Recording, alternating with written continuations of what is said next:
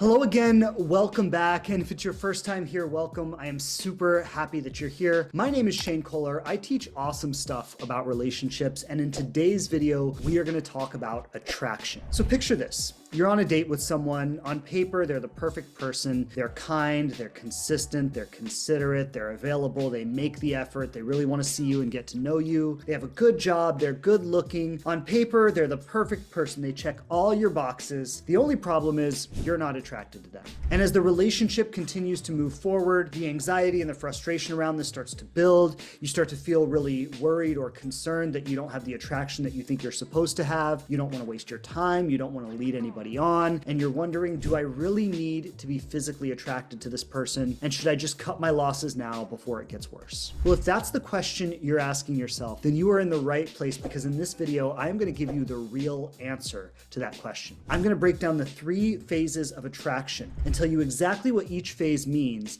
in terms of long-term potential. And I'm also going to share some helpful tips that will allow you to navigate the situation even if you don't feel as attracted to the person as you would like to be. So before we get started, please subscribe to the channel. We release new content all the time. I don't want you to miss it, so hit that subscribe button and you'll make sure to get access to all of it. Also, please check out my podcast, The Conscious Love Show, where we do deep dives on topics like this every single week, and I will leave the link to subscribe to the podcast, Conscious Love Show, right in the description below this video. All right, if you're ready, buckle in, get ready to go for a ride. We are going to talk all about attraction and what it means for you and the long-term potential of your relationship. Now, there are really 3 phases to attraction, and the first phase is the phase we call lust. And it's really not that complex. It's just about wanting to get busy with someone. When you're sexually attracted to someone, your body is flooded with sex hormones like testosterone and estrogen that makes you want to get physically close to someone. And this phase of attraction really isn't more complex than that. There's this biological thing that is intended to have us reproduce and perpetuate our species, and that's the first phase of attraction. That's really all there is to it. That's all it's about. But in this first phase, we are barely scratching the surface of what attraction really involves. Now, the second phase of attraction is a little more complex, and this is the phase that we generally think about when we think about being attracted to someone. It's the phase of being obsessed with them, where you can't stop thinking about them. You want to see them all the time. You wonder if they feel the same. You might have some anxiety about where the future's going, and you want to try to turn the relationship in the right direction, right? This is the second phase of attraction. We'll just call it the attraction phase. In the second phase, there are really 3 hormones that are primarily affected here. And the first one is one that you've probably heard of. It's called dopamine. It is the hormone that regulates reward and motivation. And what's happening in your brain during this phase of attraction is your brain is being flooded with dopamine around any interaction you have with this person. So when you get a text or a phone call with them, you get flooded with dopamine. When you see them or talk to them, or when they say something that makes you feel good, right? You get flooded with dopamine, right? You're being rewarded and you're being motivated to interact with this person. Your brain is actually sending you biochemical rewards to continue interacting with this person. Every interaction you have with them makes you feel amazing, which makes you want to continue to see them, continue to talk to them, continue to fuel those incredible feelings that you're having. But that's not all that's happening here. There's another hormone active called norepinephrine. And what that's doing is it's making you alert and on guard. So this is the hormone that is released when we perceive danger and we feel like we need to protect ourselves from it. And be honest, this situation is a little dangerous, right? You could be rejected, you could be hurt, you could be disappointed, you could be let down, you could be ghosted. Like,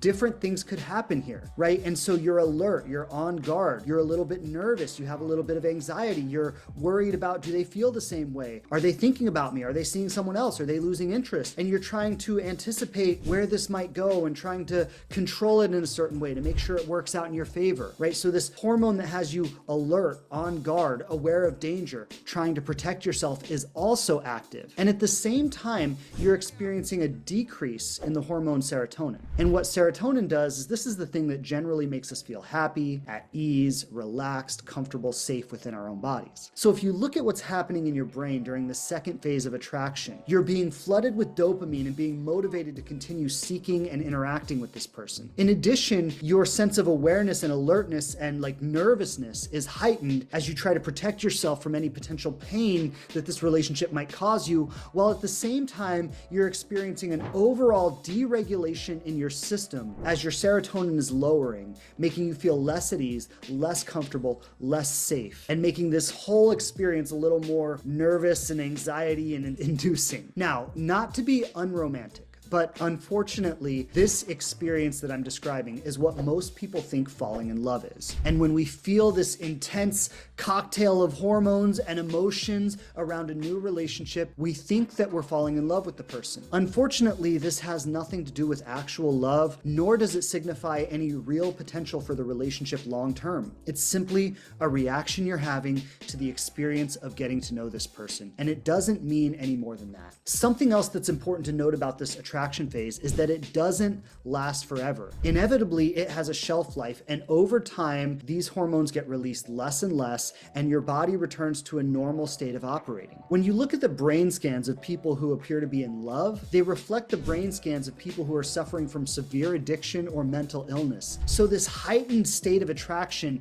is not something you would want to maintain even if you could. It would literally fry your brain. So all couples who stay together long term must at some point confront this lessening degree of attraction and find something deeper that keeps them together long term. Now, this brings us to the final phase, the cornerstone of long-term relationships, the attachment phase. And the primary hormones that are active here are oxytocin and vasopressin. So oxytocin is known as the love hormone or the cuddle hormone, and this gets released during sex, during snuggling, during kissing, even during breastfeeding, right? This hormone is linked to bonding. This is the hormone that is released when we are intended to form strong bonds with people that last for a long time. And actually, this phase of attachment is the only one of these three phases that can last long term. The other hormone released here, vasopressin, regulates social behavior, pair bonding, and commitment, right? So these are the hormones that are released to have us bond together, connect, and stay together long term. The experience you have in the attachment phase is more like the way you feel for a close friend or family member than the intense, obsessive level attraction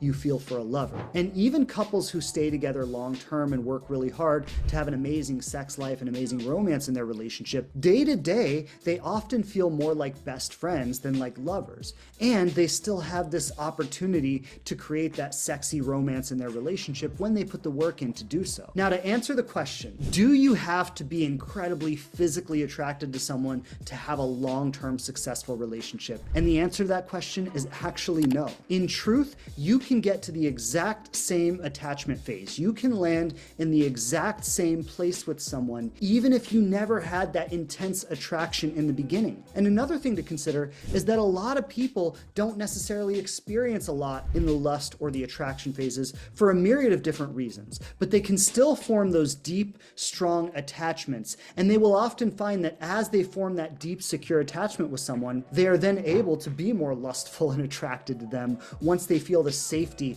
of that secure attachment. Now, if you're struggling with your lack of attraction to someone, I have a few helpful tips that will help you navigate this as you figure out what real potential the two of you do have. First thing is to focus on compatibility, right? Rather than just focusing on being attracted to them physically, focus on the things you love about them. What do you have in common? What values do you share? What hobbies do you enjoy together? What great conversations do you have, right? Focus on the compatibility that is there rather than focusing on the compatibility that's missing. A second thing is to communicate openly. Be honest with your partner about how you're feeling. You should actually say something to them like this, like, listen, I want to be honest with you that I'm not feeling the level of attraction that I would like to feel here. And I want you to know that, and I want to be honest with you about that. At the same time, I think you're an amazing person. I really enjoy our time together. I really enjoy getting to know you, and I think we could have some potential. And if you're okay with it, I would love to continue just exploring a friendship or a relationship or whatever that might look like, and seeing if something more could evolve over time. It is incredible to be honest with someone like that, and most people will be willing to explore that with you. This may go without saying, but give it time, right? If you need the time to form that attachment to see what could develop, it's not going to happen overnight. So give it some time as you get to know this person and get a feel for who they really are. And you might not fall in love with how they look, but maybe you'll fall in love with the human being that they are. And the last thing I would say is to work on intimacy, right? So work on deepening your emotional intimacy. Even if the physical attraction isn't there, work on those deep conversations. Share yourself with the person. Allow them to share themselves with you. Really form that heart level connection and see if you become more attracted from there. You may find if you put less emphasis on physical attraction in a relationship and more emphasis on building an authentic connection with that human being, over time the relationship might naturally include everything you want to feel and everything you want to experience. And it's the pressure that you put on it at the front end that actually blocks you from being able to grow into that. I also want to share that issues like this are the kind kinds of things that we deal with on a weekly basis in my Inspired Love program. And so if you're looking for some support, I know that understanding this information is one thing, but really